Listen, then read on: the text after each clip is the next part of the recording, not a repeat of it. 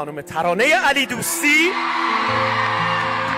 شهرزاد قصه. مرغ آمین من و اینکه پوز بدم بهتون بگم که با مال شما این فرقا داره که همونیه که فرهاد به من تو فیلم داره. شهاب حسینی. من همه تشکرامو میکنم از همه همکارام که در قالب یه تیم انقدر خوب کار کردن که به دل شما بشینه. فرهاد مصطفی زمانی و پدر بسیار خوب و مهربانم هاشم خان که واقعا پدری کردن. پریناز ایزدیار. کنار استاد بزرگم جناب آقای نصیریان خیلی خوشحالم که باهاتون کار کردم.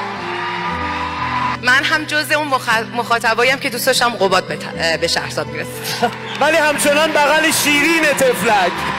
مرغ آمین دردآلودی است کآواره بمانده، رفته تا آن سوی این بیدادخانه بازگشته، رغبتش دیگر ز رنجوری نه سوی آبادانه.